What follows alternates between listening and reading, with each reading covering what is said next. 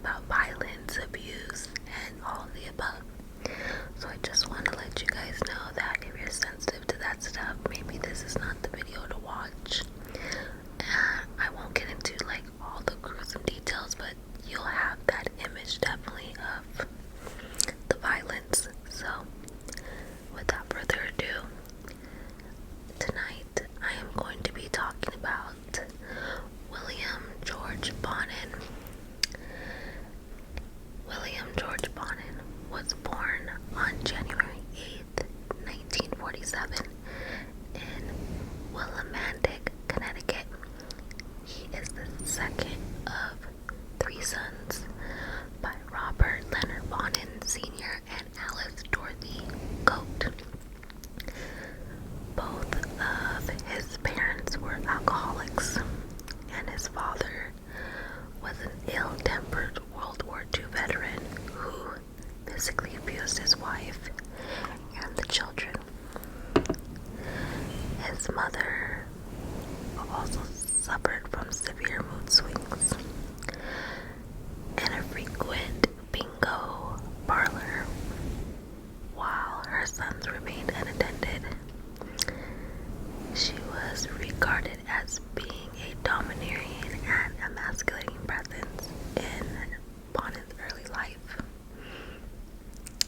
In January of 1950, Bonin's father, who also was a compulsive gambler as well as his wife, gambled away their home in Andover, Connecticut, forcing the family to reside with Bonin's maternal grandmother in Willimantic.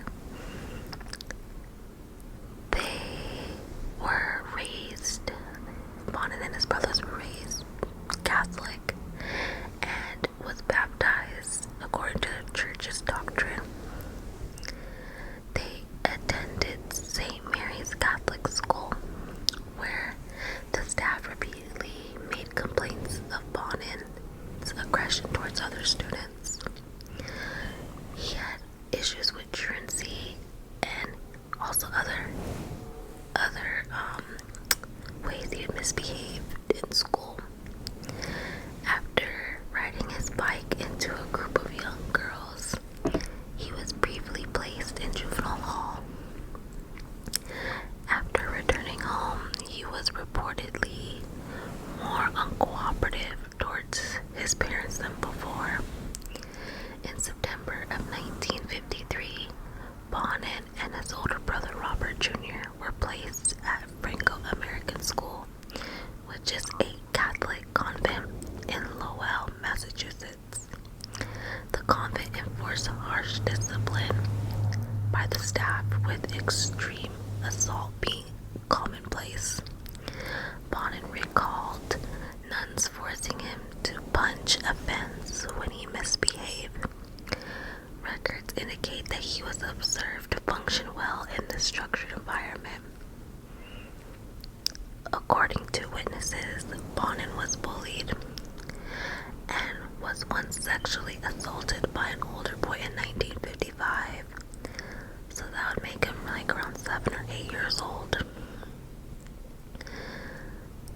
According to Bonin, the older boy approached him for sex, and Bonin asked the boy to tie his hands behind his back, which he said would allow him to feel secure and less frightened. Bonin was then bound, and then he was sexually assaulted. During this time at the convent, neither parent visited Bonin or his brother, and Bonin became worried his parents had died. He was to remain at the convent until May 1955, when he returned to live with his parents in a home owned by Bonin's maternal grandfather in Mansfield. So in Mansfield, Bonin attended Annie Vinton Elementary School with his younger brother, Paul, where he was ridiculed as Bugsy Bonin. He became a juvenile delinquent who quarreled with students. Bonin recalled feeling shame as his sexual attraction to younger children and male teachers.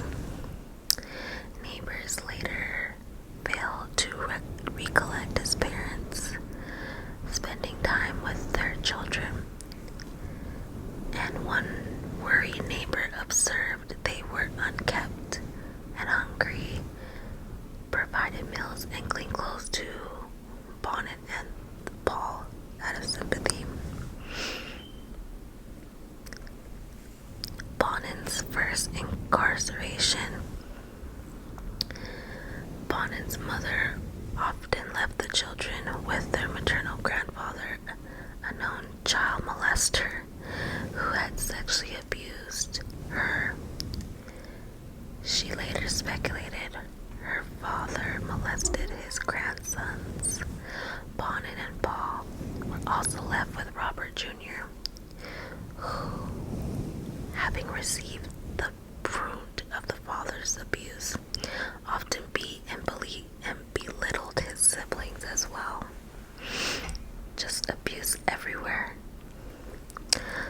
Largely devoid of consequences and parental supervision, Bonnet stole hubcaps, license plates, and metal tags off vehicles around town. In 1957, he was placed in a juvenile detention center again for these and other petty crimes. While incarcerated, Bonnet was molested by an adult counselor. Following his release, he began sexually fondling his younger brother Paul. After 6 months, however, Paul informed their mother of Bonnet's fondling, and Bonnet was forced to sleep in a separate bedroom. He later confessed to molesting young boys and exposing himself to a 10-year-old girl.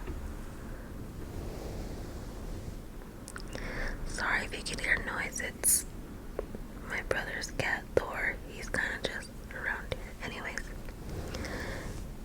So, during his adolescence, so that was just... Oh, great.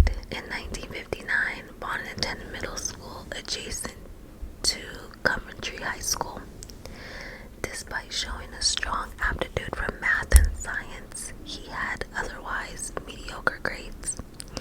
In the late 1960s, the family faced the prospect of foreclosure, and Bonnet's mother kicked their father out of the home, and she won custody of the siblings. The parents reconciled, however, after their father was offered lucrative employment as a machinist in Downey, California. In 1962, they purchased a tract home in nearby Torrance. So now they went from Connecticut, from the East Coast to now the West Coast. Bonnet attended North High School in Torrance, where he was regarded as a social outcast. However, Paul later recalled him as an outwardly well-behaved teenager. Bonnet was uncomfortable around his peers and is not known to have formed any friendships throughout his adolescence. He spent his time frequenting a local bowling alley. By his teenage years, Bonnet held an intense interest in pedophilia, but kept his emerging feelings a secret. His pederasty became the basis of conflict with his mother, leading to frequent arguments. He rarely attempted to interact with girls, but once dated a girl named Linda to please his mother. After dropping out of high school in 1966, Bonnet molested several neighborhood children. His mother reportedly refused to acknowledge these acts or escalating antisocial behavior, but frequently worried he would be arrested. She prayed for him and warned him often. Much to his frustration, eventually she evicted him from their house for undisclosed reasons. Lacking motivation and frequently borrowing money from his parents, Bonnet joined the United States Air Force with his mother's encouragement. In December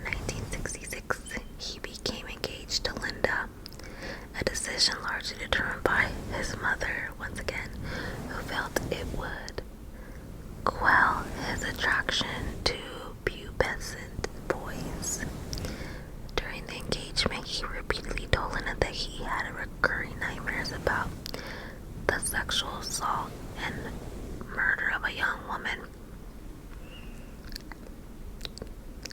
During his military service, he completed a general equivalency diploma and served as a cook for 4 months in Alaska. He was arrested for theft on October 25, 1967, but the charges were dropped due to the imminent deployment to Vietnam.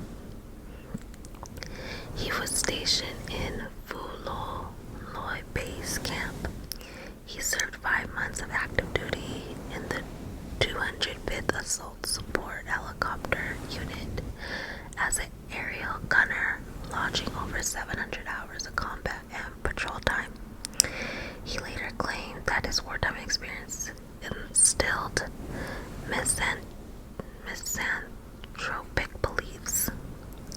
Despite this, he is known to have risked his own life on one occasion while under enemy fire to save a wounded fellow airman. For this act, Bonin received a medal in recognition of gallantry, among other medals. He said he engaged in allegedly consensual relations with 4 young girls and had a number of homosexual encounters in Vietnam and once in Hong Kong. He also confessed to sexually assaulting 2 soldiers under his command at gunpoint around the time of the Tet Offensive. Bonin served nearly 3 years before receiving an honorable discharge on October 25, 1968, at the age of 21. Upon returning home, he discovered that Linda, who had given birth to their son, had left to marry another man. The end of their relationship reportedly left him extremely frustrated. Working as a gas station attendant, Bonin returned to Downey to live with his parents, whom he resented for frequently requesting his help. Several family members noted differences in his behavior after his military services, although Bonin refused to explain these changes. Okay.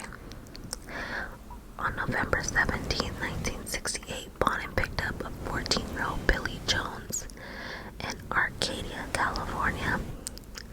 While driving his mom's car, Bonin offered to take him home, but Jones attempted to flee in the vehicle in response to Bonin's repeated questions regarding homosexuality. Driving him to a nearby shopping center, Bonin handcuffed and raped him, knocking him unconscious in the process. He then dropped Jones off at a park. Returning home, Jones's mother promptly reported Bonin to the police. On November 26, Bonin picked up a 17-year-old hitchhiker, John Treadwell, of Torrance. He began asking him about fags and homosexuality before accelerating the vehicle and producing a handgun. Bonin parked in a secluded area. He then raped Treadwell and bludgeoned him with a tire iron. Bonin threatened that he had friends who would aid in avenging him if Treadwell told the man of what happened.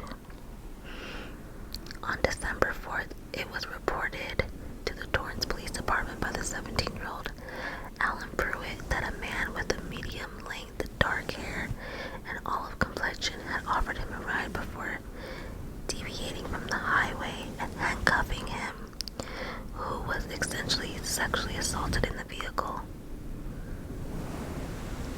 On January 1st, 1969, Bonin offered to give a ride to 12-year-old Lawrence Bretman in Hermosa Beach. Ignoring the boy's pleas to let him go, he began threatening Bretman. He parked and forced him to perform oral sex on him, molesting and robbing him at gunpoint. He then threatened to kill Bretman if he ever reported the incident. On January 12, he picked up 18-year-old hitchhiker Jesus Monge, asking him about homosexuality before offering him $20 to perform oral sex. When Monge attempted to exit the vehicle, Bonin physically and sexually assaulted him. He was then handcuffed and raped. Bonin threatened Monge, stating, "I'll rip your nuts off if you don't cool it." By this point, extensive efforts were being made by the local police to locate a potential serial rapist that fit Bonin's description. On the 28th, in El Segundo, policewomen confronted Bonin, who had frightened 16-year-old runaway Timothy Wilson, who was present with Bonin in Bonin's mother's vehicle. Noting Bonin's frantic state and similar profile to the rapist, she searched and handcuffed him. Bonin repeatedly advised her to incarcerate him before insisting he was not responsible for his actions. He was indicted on 5 counts of kidnapping, 4 counts of sodomy, and 1 count of oral copulation, and 1 count of child molestation against the 5 individuals he had abducted and assaulted or attempted to assault since the previous November. In March, Bonin underwent 2 psychiatric examinations, after which he was determined as being a sexual psychopath who had little control over his impulses and showed signs of depression and inappropriate emotional responses, initially denying childhood abuse. Bonin confessed to being molested at age 8 and suspected he was molested on various occasions between the ages of 9 and 12 years old. In May, Bonin recounted to a probation officer his recent stressful separation and admitted his guilt of molesting male youths, although he also expressed his desire to start a family and become a pilot upon his release. He said his Vietnam service contributed to his criminal behavior, emphasizing his difficulties in seducing female partners. Since his return, he was evaluated to be seriously lacking insight and responsibility for crimes committed since his childhood. He pled guilty to molestation and forced oral copulation and was sentenced to the Atascadero State Hospital in June 1969 as a mentally disordered sex offender, which is considered amenable to treatment. So, while he was in the state prison on June 17th, he was subject to battery of psychiatric examinations, which revealed that he possessed an IQ of 121 and displayed traits of manic depression, sexual sadism disorder, and antisocial personality disorder. A physical exam revealed extensive scars on Bonin's head and buttocks, which he claimed to have no memory of obtaining, but were likely sustained in the Franco-American orphanage. This lack of acknowledgement leads experts to conclude that Bonin has repressed memories of more extreme aspects of his childhood abuse. They also noted the psychological and emotional implications of Bonin's unhealthy relationship with his mother, upon who he remained emotionally dependent on. In spite of her low opinion of him, she's considered him as a worthless human being. While still in the state hospital, he attended group therapies. The psychiatric notes defensive aggression attitude towards other patients and refused acknowledgement of his homosexuality. Bonin divulged in intentions to eliminate any future victims of his sexual assaults. If he deemed it necessary, he was classified as an extreme sociopath with a high probability of behavior under periods of psychotic breakdown. was regarded as extremely disturbed and has poor social skills with others who were viewed as hindering his own treatment. Despite this, he willingly participated in experimental programs and was generally considered a non-violent, helpful, conscientious patient by staff. He had recited what his perceived psychiatrist desired to hear from him, believing he could manipulate them into granting him an early release. One psychiatrist wrote on Bonin that he wanted to straighten himself out but doesn't know how to go about it. In 1971, Bonin was sent to California Medical Facility, having been declared unsuitable for further treatment due to repeated sexual engagement with inmates, 2 of whom were mentally challenged. This, as well, was alienating and irritating fellow patients, resulted in Bonin being beaten on several occasions. Bonin was subject to further psychiatric examinations which dealt with hostility towards his father and his older brother. It was noted that his sexual behaviors were compulsive and a response to stress. He also sought to raise money for the family of another prisoner who reportedly applied to willingly for at least one treatment program. Bonin was released from prison on June 11th, 1974, after doctors concluded he was no longer a danger to the health and safety of others. Okay. So, after he gets out in July, he rented an apartment in Hollywood, LA, with intentions of circulating within the local gay community, but was largely unsuccessful due to poor social skills and soon relocated to his parents' new house on 10282 Angel Street in Downey. He briefly worked as a bartender in Fountain Valley and switched to being a truck driver for a Montebello delivery firm named Dependable Drive Away in December 1974. He was fired from the job in February 1975 for wrecking a trailer. In March, he attended community college classes for 2 semesters around this time. He would pick up hitchhikers for the purpose of having sex, eventually establishing a serious relationship with a single mother.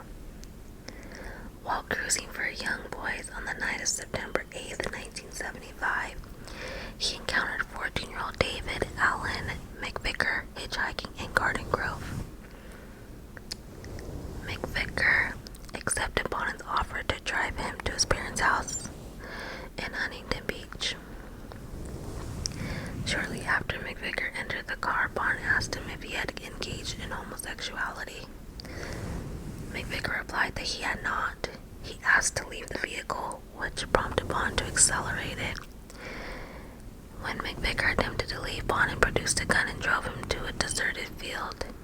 Bonin ordered him to undress and then beat and raped him. Bonin strangled him with a t-shirt and a tire iron. McVicker pleaded for his life. Bonin immediately stopped and apologized before reverting to casual conversation. He then drove McVicker to his home, stating on the way, "You know what? You're an alright guy. I was going to kill you, but I want to come back for you and use you again." Soon, McVicker phoned his mother, who promptly informed Garden Grove police of the incident. On October 11th, 1975, Bonin was arrested for 2 assaults. Months later, upon the arrest, he informed law enforcement that the next time there won't be any witnesses. He was charged with rape and forcible oral copulation of a minor and attempted abduction of a 15-year-old boy 2 days after Bonin's assault on McVicker. The second victim rejected Bonin's offer of $35 for sex. Before exiting Bonin's van, telling him to leave. In response, Bonin drove the van into the sidewalk in an attempt to strike him. So he pleads guilty to both those charges on December 31st, 1975. He was sentenced to serve between 1 and 15 years in prison at the California Men's Facility in San Luis Obispo. In 1977, Bonin was subject to further psychiatric examinations. It was indicated his sexual involvement with young boys related to his mother's micromanagement of his life. In March 1978, Bonin's father suffered a major stroke, possibly due to all the alcohol that he's been drinking, causing him to be hospitalized at the Long Beach Veterans Hospital, where his mother worked as a vocational nurse. In prison, Bonin completed mathematics courses and training as a machinist in order to secure employment. He also showed significant progress in individual therapy sessions. As a result, he was released from detention on October 11 with 18 months supervised probation. On November 1st, 1978, he moved into an apartment in Kingswood Village complex located 1 mile from his parents' home. He became acquainted with the 43-year-old neighbor Everett Scott Fraser. Bonin became a regular attendee at Fraser's parties where young men, drugs, and alcohol were right. Fraser considered him a respectful and placid individual with reason introduced to Bonin to his young male acquaintances. The two also talked about their homosexuality. Following the month, Bonin established a relationship with a married mother who held a criminal record for child cruelty. He would take trips to Anaheim with her and her kids. So in April 1979, his parole supervision concluded. Later, Bonin and his brother Paul relocated to Silverado and ran a bar called Alpine Inn. It continually was under scrutiny for noise violations. An incident occurred involving Bonin reportedly locking a 16-year-old runaway in a room of a building, threatening at knife point to bury his body in the hills. Unable to obtain permanent liquor licenses due to Bonin's criminal record, the business venture was short-lived. Later, Bonin purchased a Ford van while working with his oldest brother's plumbing business.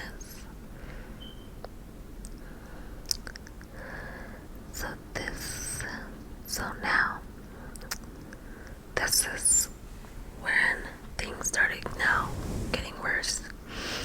Bonin usually selected young males, hitchhikers, schoolboys, or occasionally male prostitutes as victims. The victims aged between 12 and 19 and were predominantly Caucasian or Latino, slender, pale, and long-haired. So he had a type. He either enticed or forced them into the Ford van, where he overpowered them and had their limbs bound with a combination of handcuffs, wire, or cords. They were then sexually assaulted extensively, beaten, and tortured before typically being killed by strangulation with their own t-shirts and a tire iron. In order to minimize the chance of the victim escaping from the van, Bonin removed the door handles on the passenger side and rear door. He stowed ligatures, knives, pliers, and wire coat hangers and other such instruments in his vehicle to restrain or torture his victims. The victims were usually killed inside the van before their bodies were discarded around the near Vegas freeways in an apparent effort to mislead investigators. Bonin often discarded his victims' bodies in counties far from their abduction.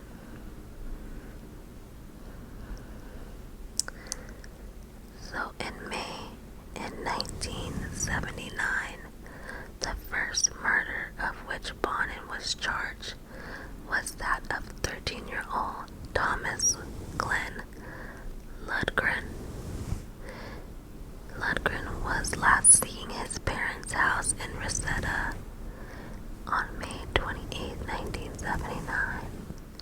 Shortly before his abduction, he had reportedly told friends a man had offered to meet him at a skate park to take photos of him for a skateboard magazine.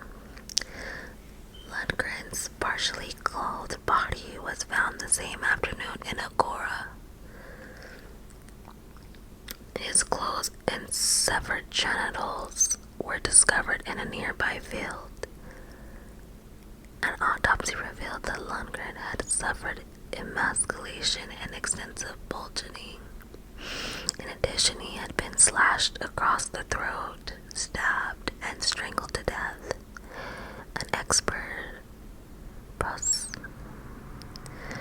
expert that noted that Bonin's brutality was likely an attempt to silence his homosexuality attraction to Lundgren. Bonin was assisted by Butts, which is his co-conspirator. In August 4th, Bonin drove from Silverado Canyon to Westminster to spend time with his friend Butts. He soon suggested that they rape and murder a teenage hiker. Butts was okay with this suggestion, and Bonin encountered the 17-year-old Mark Shelton near Beach Boulevard.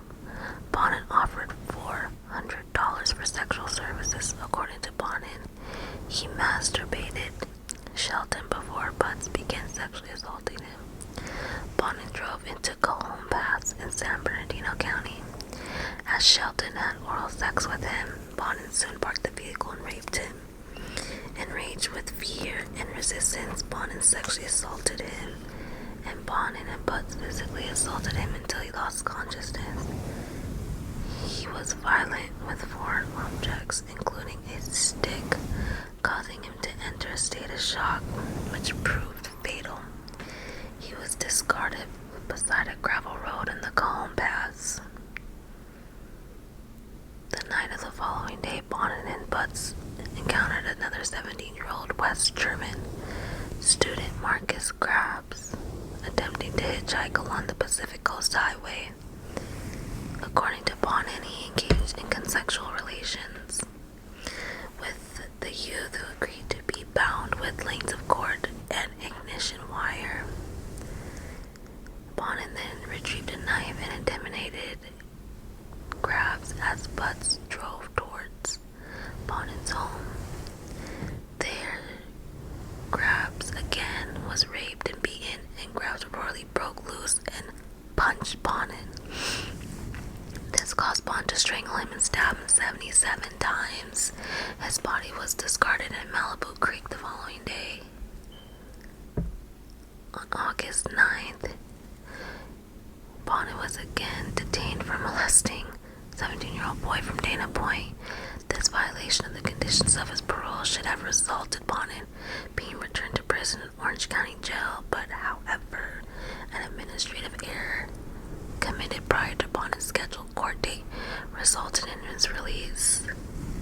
On August 13, Fraser drove to collect Bonin from jail. He later recollected that as he drove Bonin home, Bonin said, "No one's going to testify again. This is never going to happen to me again."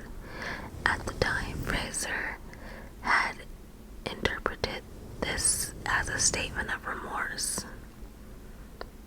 Resuming his murder spree, Bonin did not show at his court appointment. He also returned to his parents' house and gradually developed a reputation as a child molester among the local residents.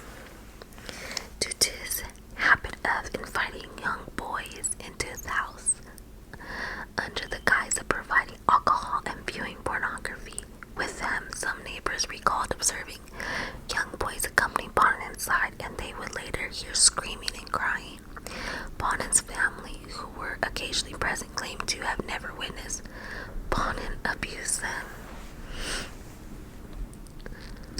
So, August 27th, Bonin and Butts abducted a 15-year-old boy, Donald Ray hiding on Santa Monica Boulevard.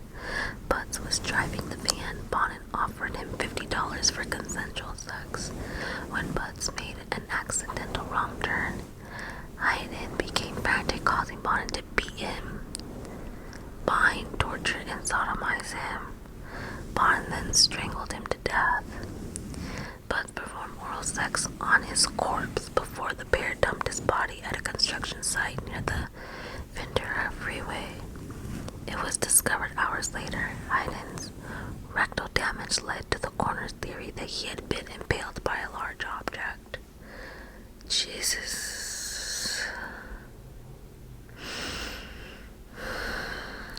On September 9th, Bonin and Butts encountered a 17-year-old boy from La Merida, David Louis Murillo, cycling.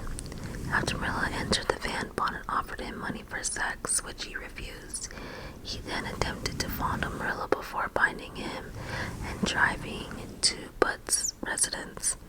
As Butts drove, Bonin sexually assaulted and raped him. He then traded places with Butts, who performed oral sex on him and beat Murillo.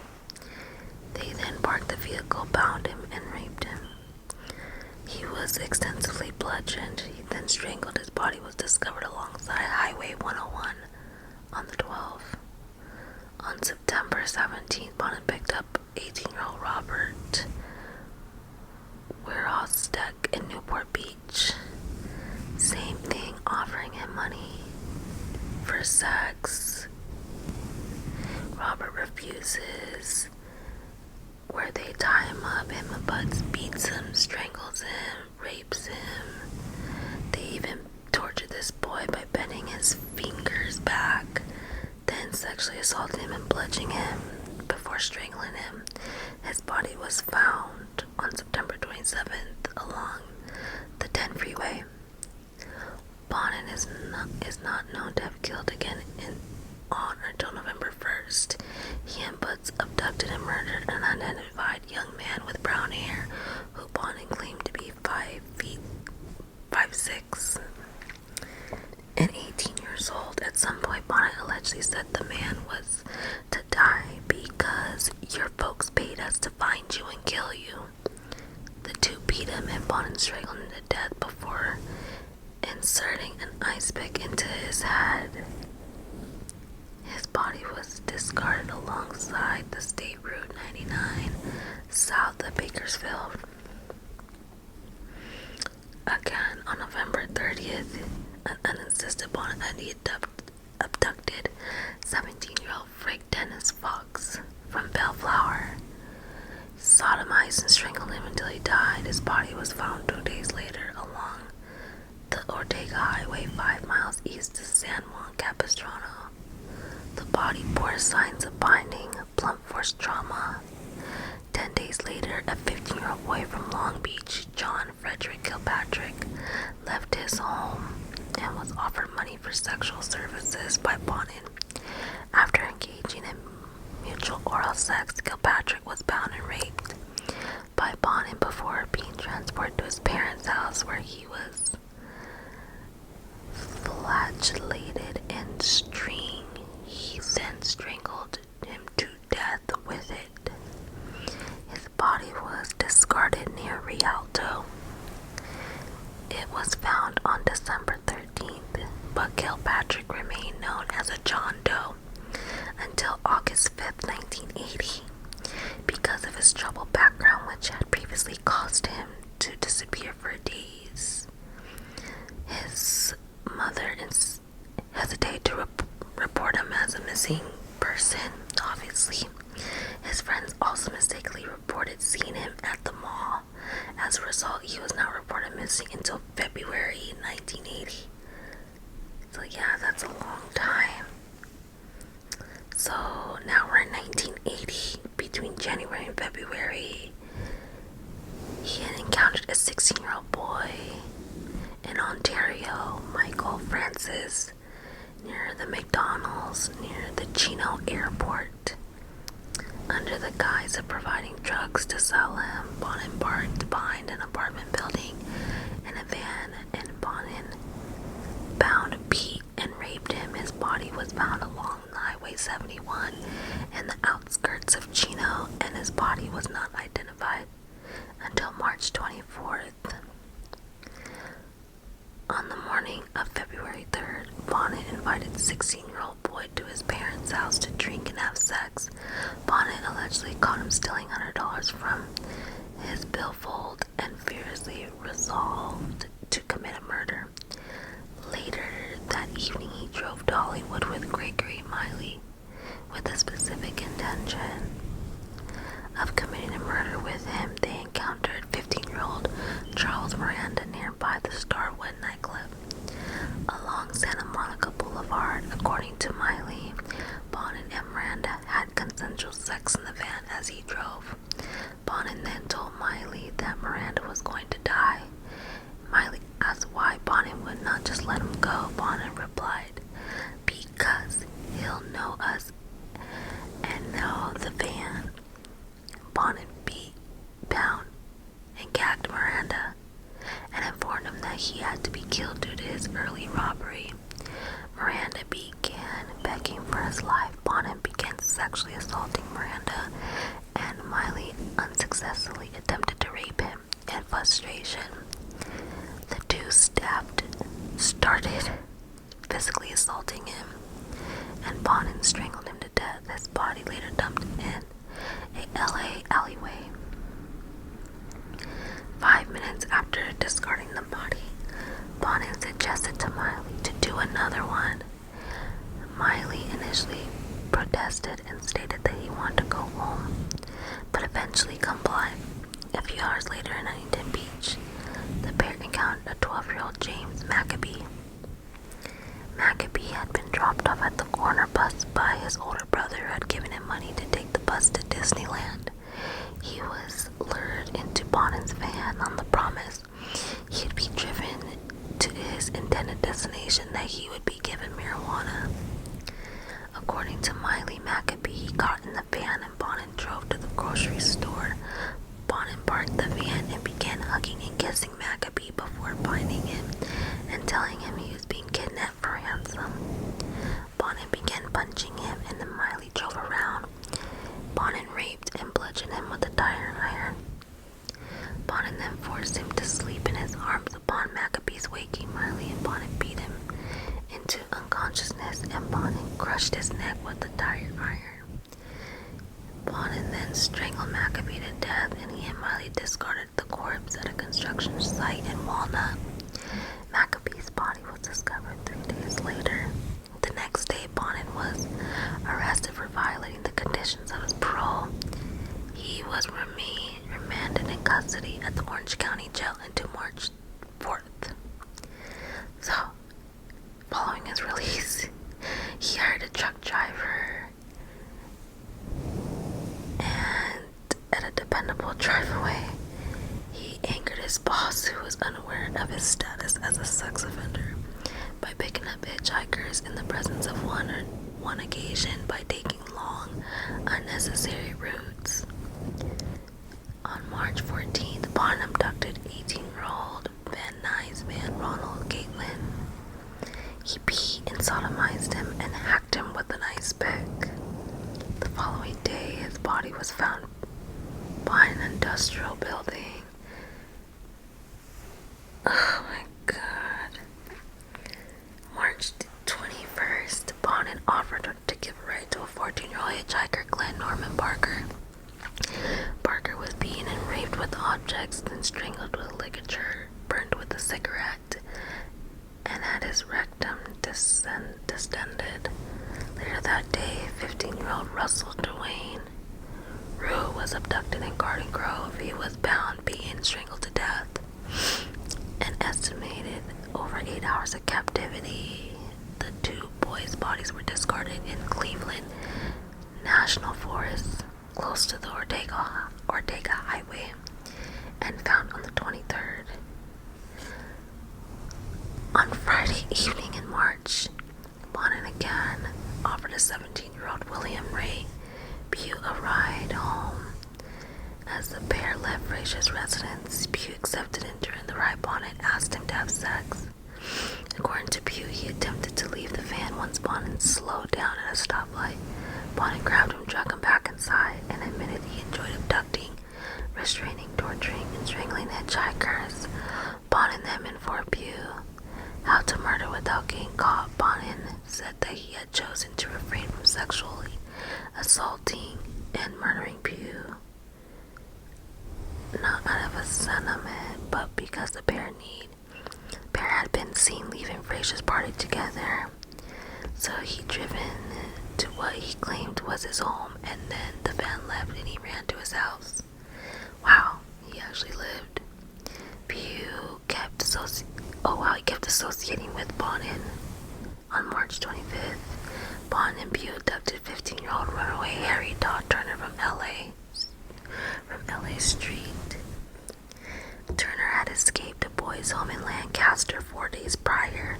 Pew later testified that he and Bonin lured Turner into Bonin's van with the offer of $20 for sex. After binding and sodomizing Turner, Bonin bit into his penis until it tore, and then ordered Pew to beat him up. Pew bulged him and beat him. Bonin strangled him to death. His body was discarded behind an Los Angeles business. Jesus, this man. So on April 10th, Bonin was discharged from his parole. After that, he encountered 16-year-old Bellflower youth Stephen John Wood walking to school. Wood's older brother had introduced him to Bonin, so he willingly entered Bonin's van. He was hog-tied, discarded in Long Beach alleyway close to Pacific Coast Highway. Bonin allegedly waited until dusk to discard his body. Wood's autopsy revealed he had been killed by strangulation. October 29th, Bonin encountered 19-year-old Darren Kendrick at his workplace in Stanton. He lured him in the van with pretext to selling him drugs.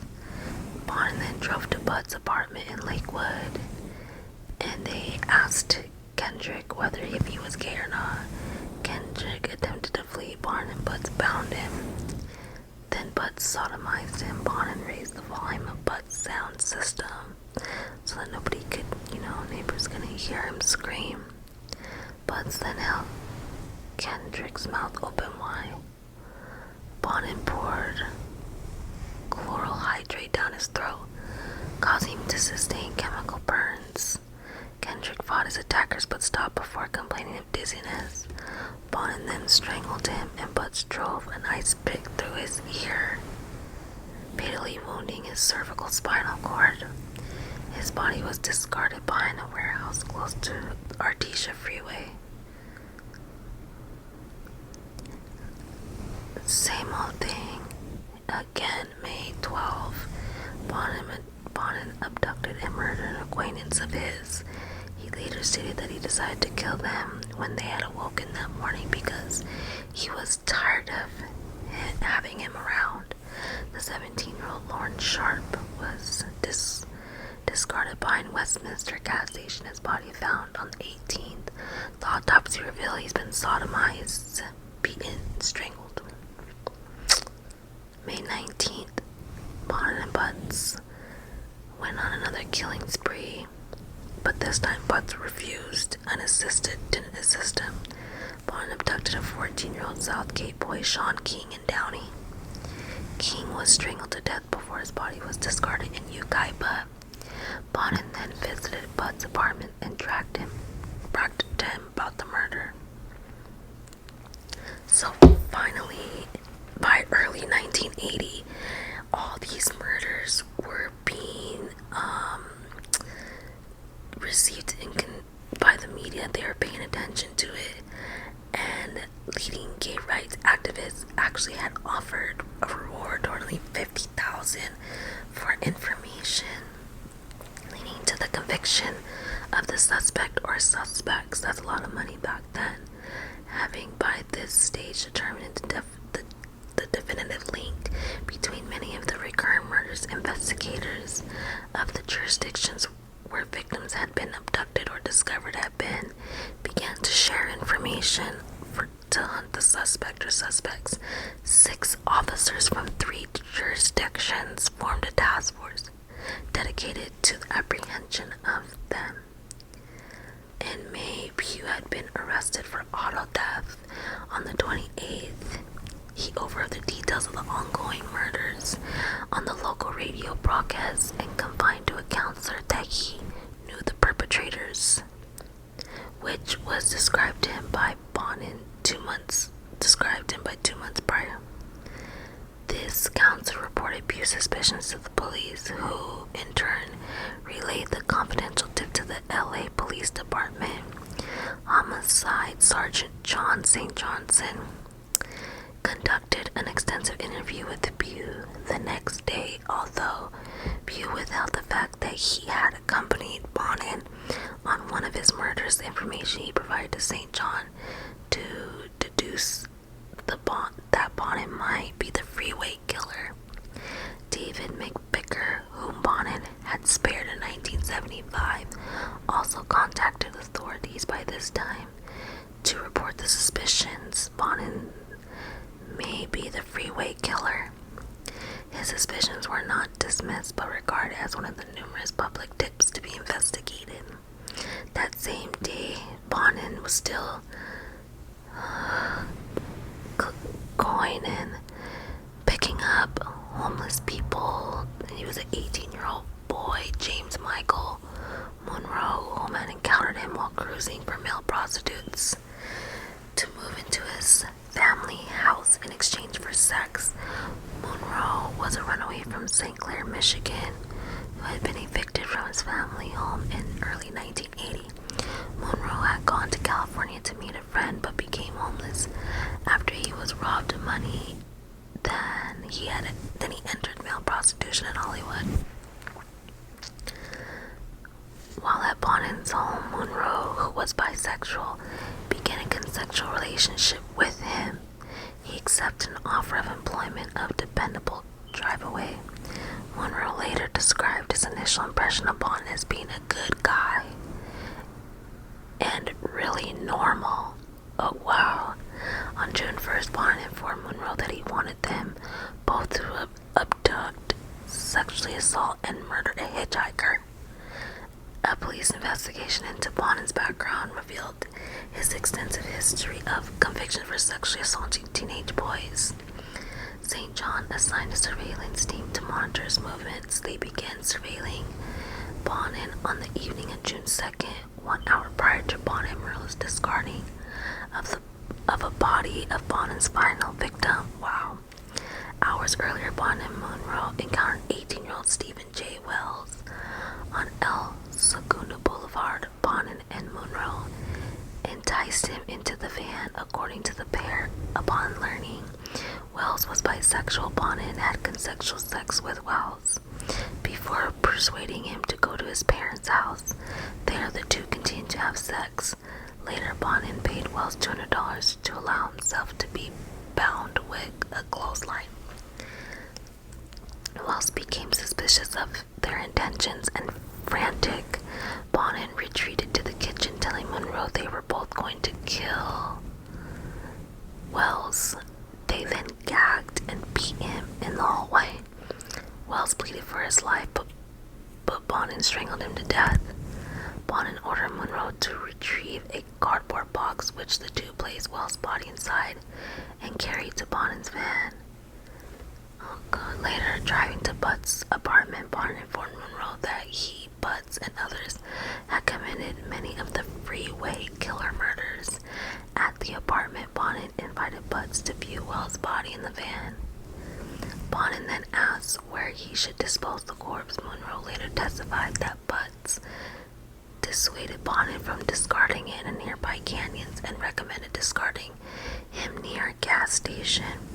They drove in this disused gas station in Huntington Beach and discarded him there. The body was discovered 5 hours later by two brothers who had parked nearby. Bonin and Monroe returned to Bonin's house later that night. Bonin hinted to Monroe, who was fearful for his life, that he should stay quiet regarding Wells' murder or else he'll face death as well. surveillance. On June 11th, the plainclothes police observed Bonin driving through Hollywood, unsuccessfully attempted to lure 5 separate boys in his van. Before succeeding in luring one, the police followed Bonin until he parked at a service station close to the Hollywood freeway, then discreetly approached the vehicle. Upon hearing screams and banging sounds coming from the van, the officers forced their way inside. They discovered Bonin raping 17-year-old Orange County runaway Harold Eugene Tate, who he had handcuffed and bound.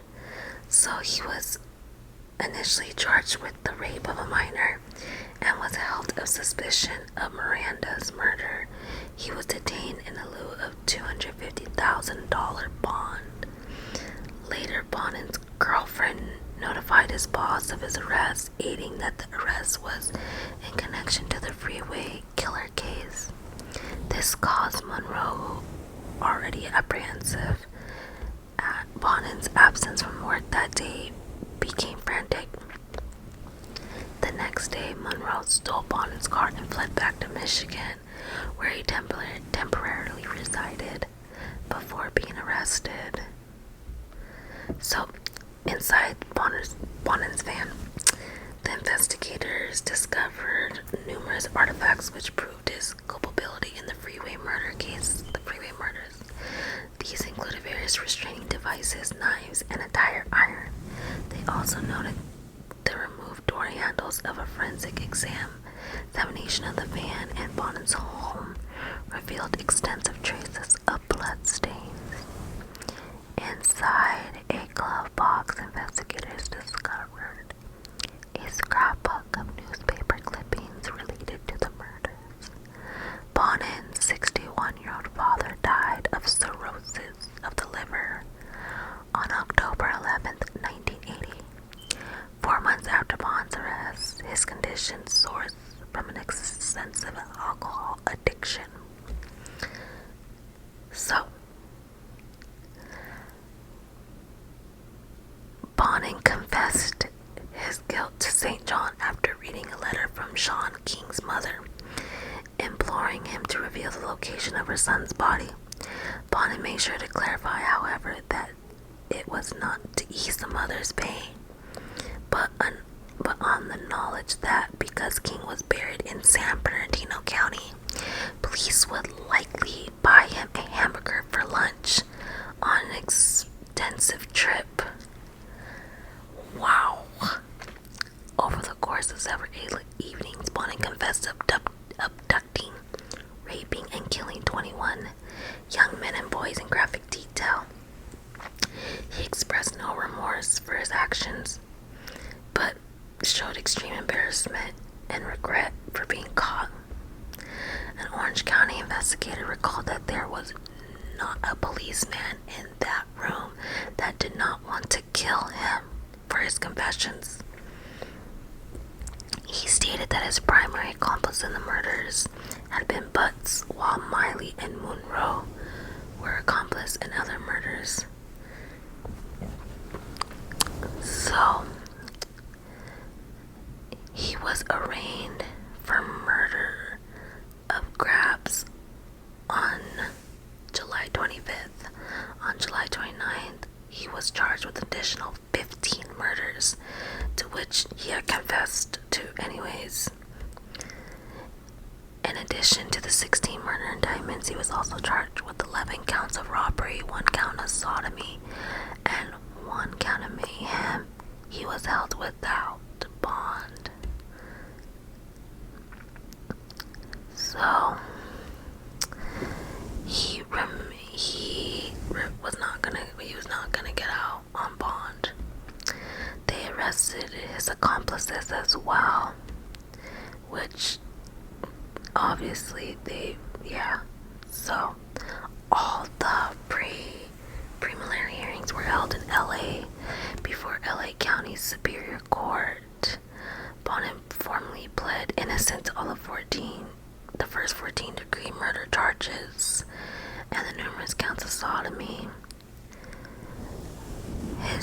Bonin was ordered to return to court on January 7th for the pre-trial motions and the formal setting of the trial date, since he's going to trial.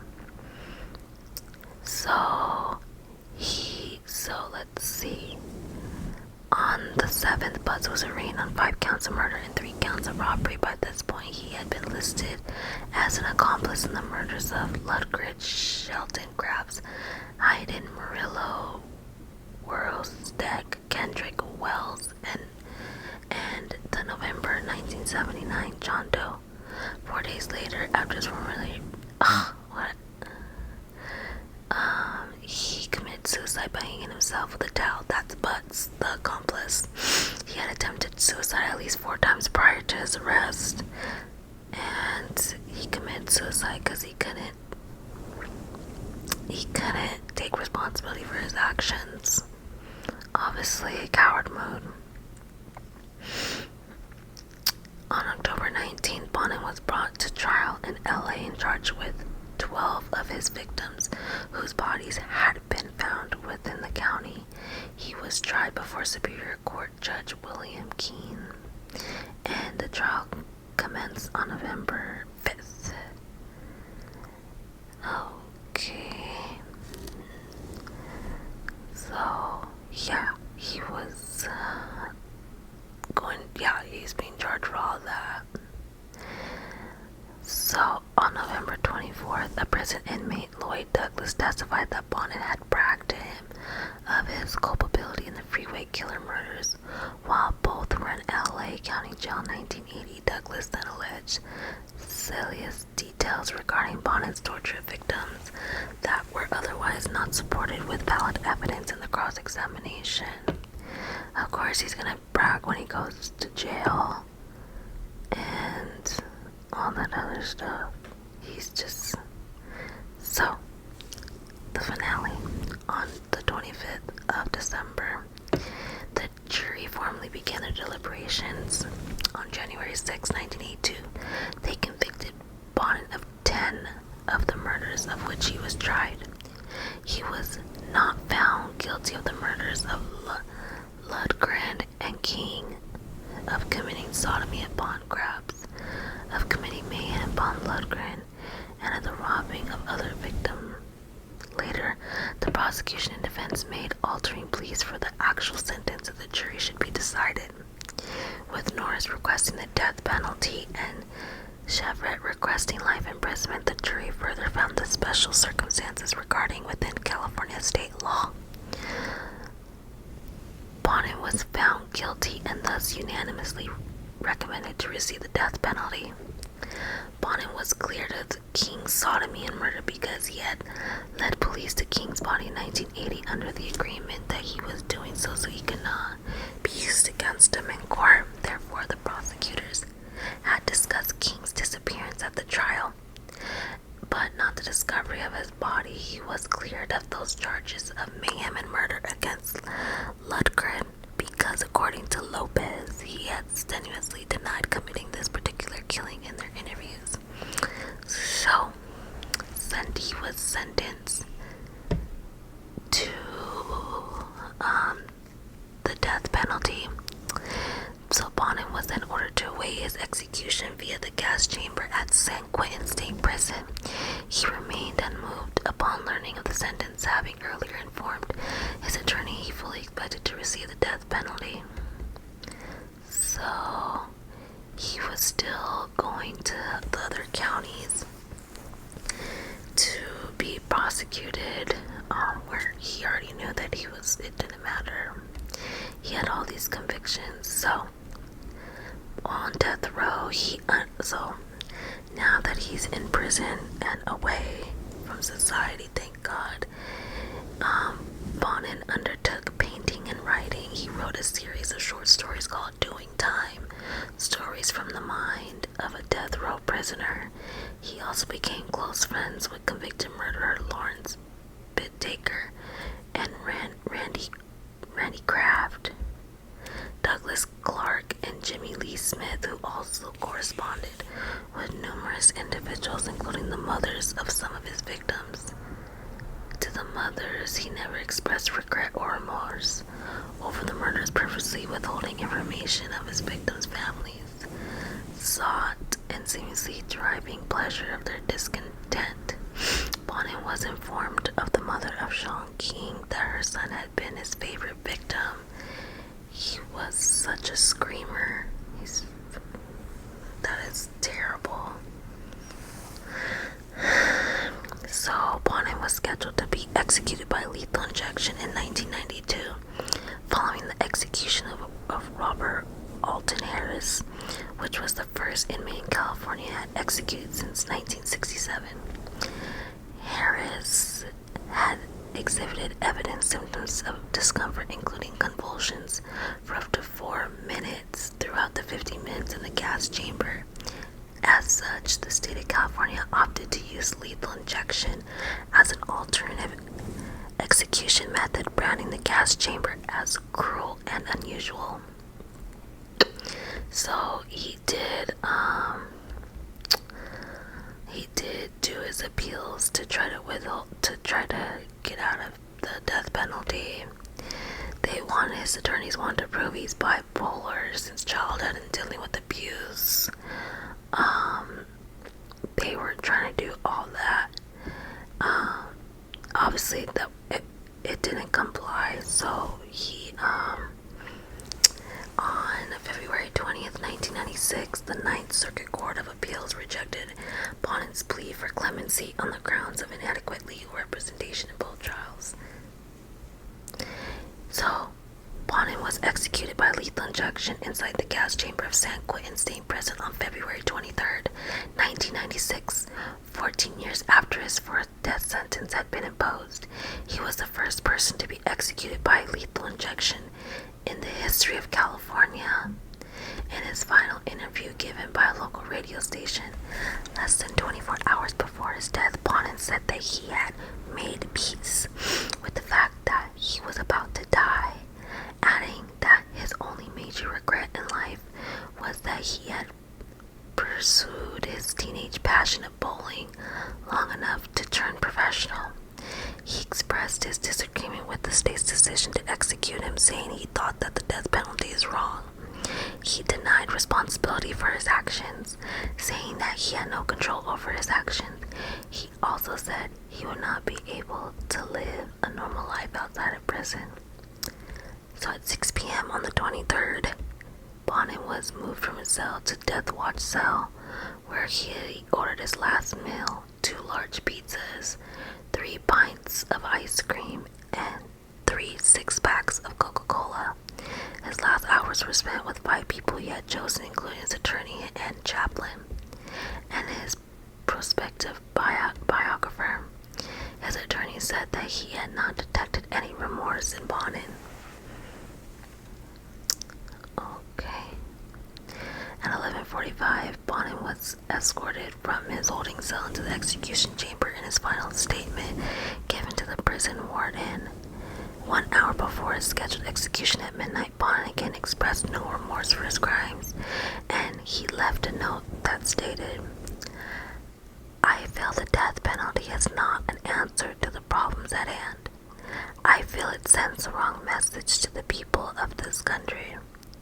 Young people act as they see other people acting inside of as people tell them to act. I would advise that when a person has a thought of doing anything serious against the law, that before they did, they should go to a quiet place and think about it seriously." So that was one of his last words. So at 12:13 a.m., Bonin was pronounced dead. He was 49 years old. None of his relatives chose to witness his execution, although the event was witnessed by several relatives of his victims. According to several witnesses, Bonin's execution passed without complications, and he was heavily sedated throughout the later stages of the procedure. On this subject, Governor P. Wilson, who had rejected and submitted a plea clemency from Bonin's attorneys 3 days before the execution, called Bonin the poster boy for capital punishment. So even after he died, his family didn't even want to claim his body. He was cremated in a private ceremony, and his ashes scattered and left over the Pacific Ocean. So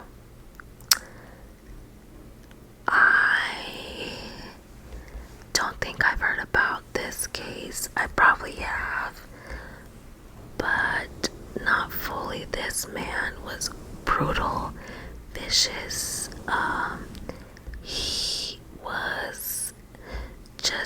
He was on parole from doing this, and still like just had no issues doing that, just killing people. So first and foremost, I want to say to all, all the victims and victims' families, I hope they're resting in peace. And this man should have been caught a long time ago. And to prevent all these people, all these young boys and men from being murdered from this psychopath. And I don't, have you guys ever heard of this guy? I mean, he was operating literally throughout Southern California, and just, I don't think he was that organized. He was out in the open. They even said the neighbors in the neighborhood just noted him as a child molester, so he was already branded. Everybody knew that. It seemed like his parents were in denial and said they didn't see none of this stuff. They didn't hear none of this stuff. They were just, he was allowed to behave in that way. And one thing I must say, like, at the end of the day, I feel bad for him as a child, for being abused sexually and in every which way. It's like it does start in childhood, and instead of helping people who went through things like him, it's like the victim end up growing up and becoming a predator, which is unfortunate. And all of these young men and boys died because of that. And I feel terrible for the families of these boys and young men. That's terrible to have to hear all these gruesome details happening to your loved one. I feel that this sentence was appropriate. That's just my opinion.